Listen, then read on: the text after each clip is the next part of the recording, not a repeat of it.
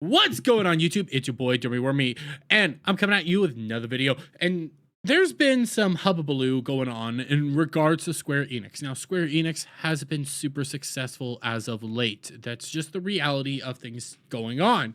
There's a lot of reasons for that, whether it's bad business choices and bad teaming up choices in regards to some of the games they put out. Other things have been, well, changes within the gaming industry as a whole, so on and so forth, lack of consoles being available for the most part, and the differences in the ways gamers have been playing games.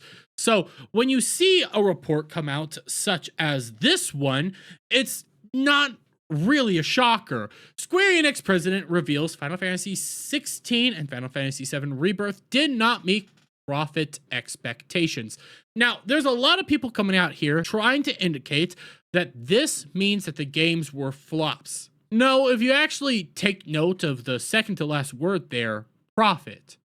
It did make profit. These games were successes. They just weren't as big of a success that people thought they would be. And this does assist in some of the different changes that have been coming on within Square Enix itself. And we're going to go through some of these changes and what's the reality of going on with Square Enix and these two games. But we scroll down here through the That Park Place article. Square Enix president and representative director Takashi Kiryu revealed that the company's two most recent released Final Fantasy titles, Final Fantasy 16 and Final Fantasy 7 Rebirth, did not meet company's profit expectations. By the way, Takashi Kiryu is actually one of their brand new presidents of the company. They recently changed presidents. They recently had an entirely new dude come up in the system. He's younger, he's more vibrant, and he's one of the people that has been instituting the changes of business practices going on within Square Enix.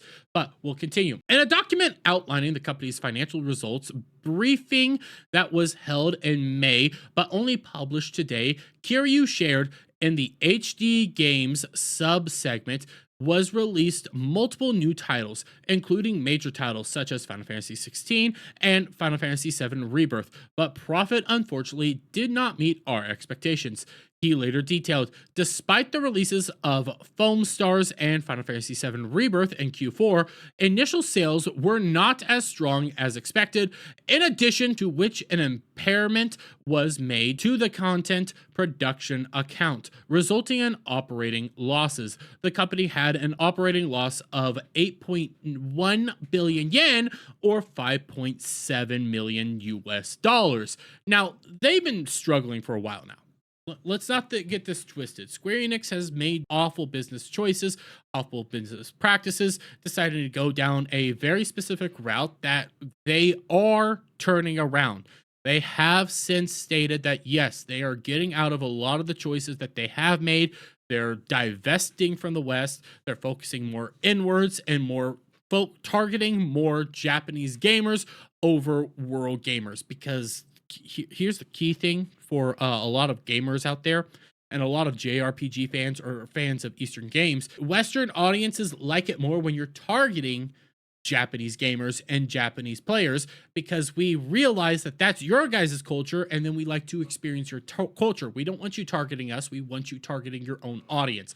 When you make a game for your own audience, you're actually making a game for everybody by doing that. That's a key difference here, but let's continue. As for why these games did not meet profit expectations, Kiryu suggested it had to do with the company mismanaging its title release windows. He said the HD Games subsegment failed to better its profitability, posting operating losses in every year of our previous medium-term plan.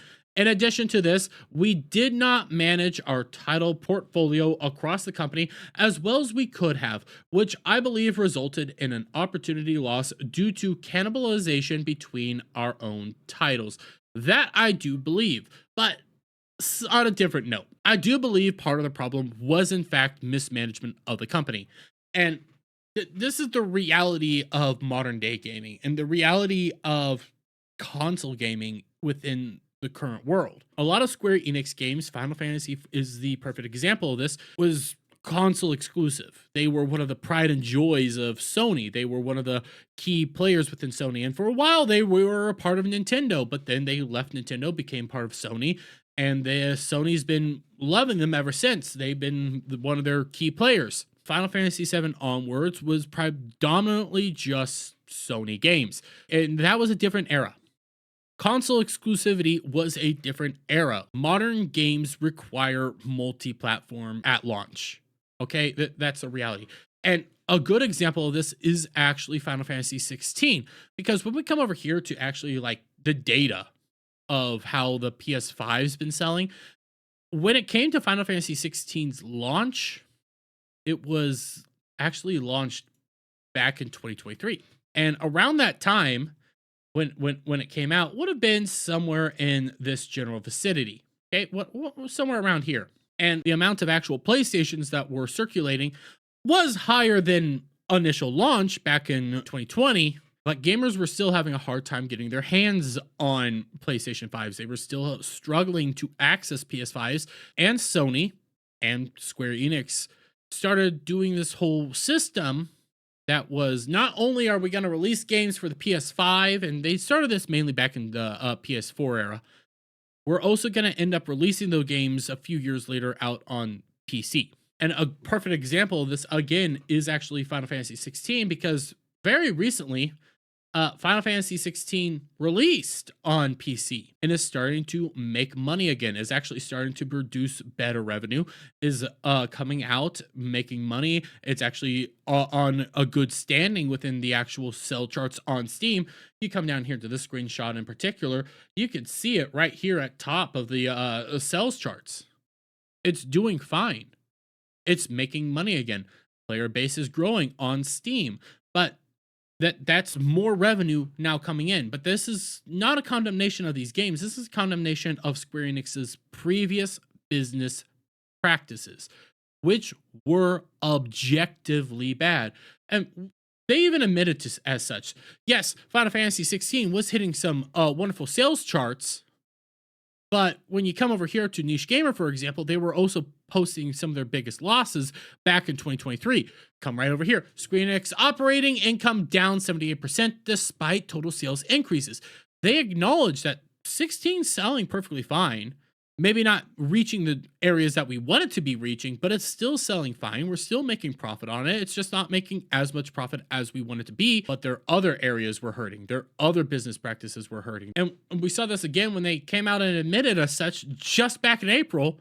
Square Enix expects more than $140 million loss next quarter as it abandons numerous projects in development. We were watching Square Enix just drop games left, right, and center. They were ditching games, they were ditching their expenses, they were ditching what they were doing because they knew it was failing.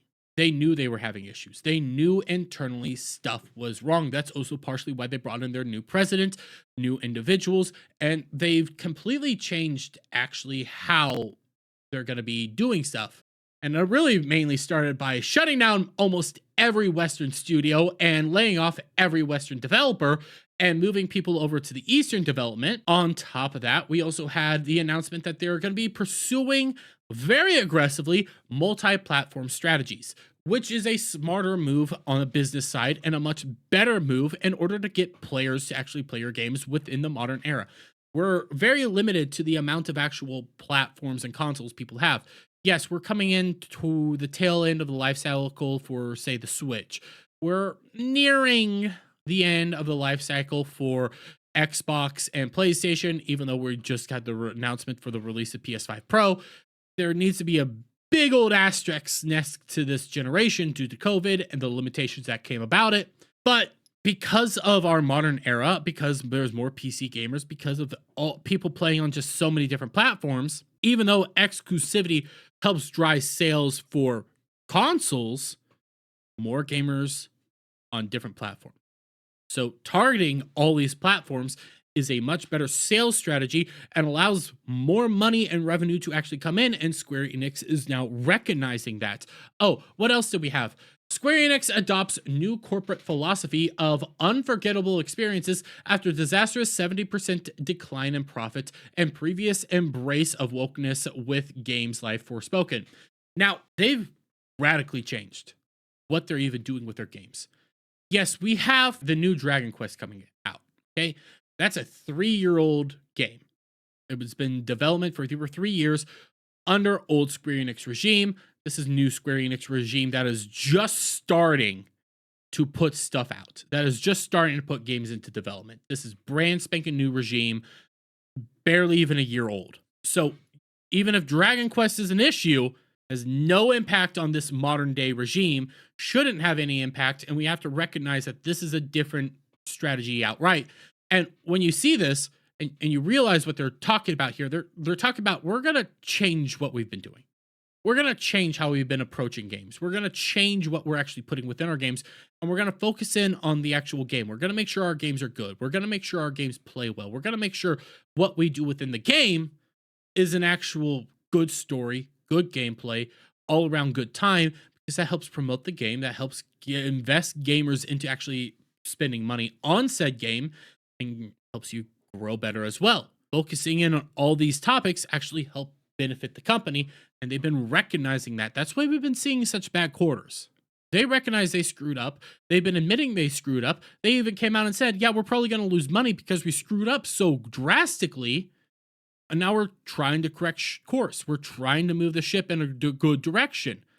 They're coming out and actually admitting it.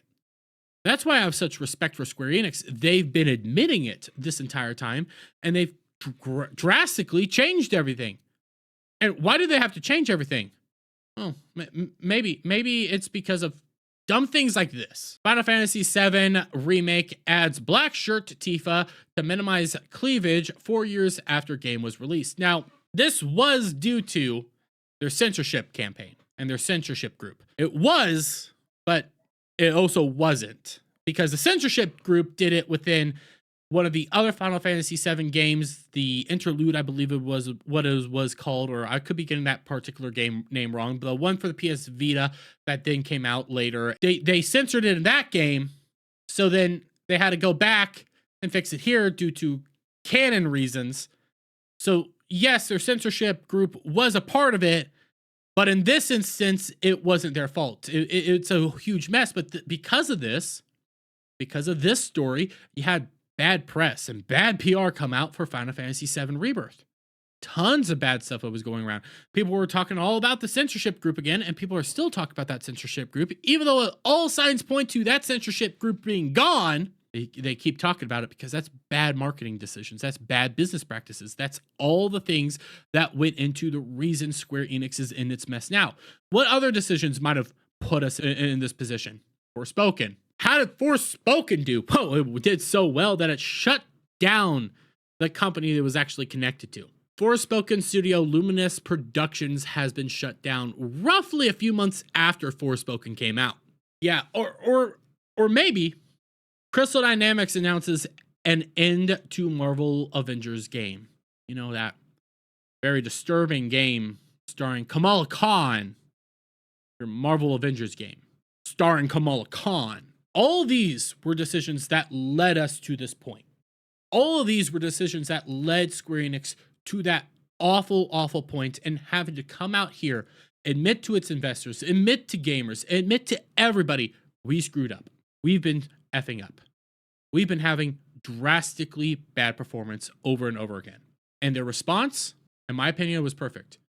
Shutting down games and shutting down studios within the US and EU, getting rid of the West, cutting out the rot, changing up how they're going to be pursuing games, and changing up what they're actually giving gamers.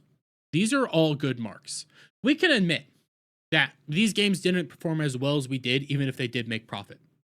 But all these are reasons why Square Enix is actually changing course, and Square Enix is actually moving away from everything that they've been seeing. Square Enix recognized what was wrong, and they're trying to right the ship. They're trying to correct everything. They're trying to correct what they did wrong and give gamers a good time. If they screw up, they screw up. This is not the end of Square Enix. This is just a new beginning. And I firmly believe that there's more going on, and we have yet to see some of the best coming out of Square.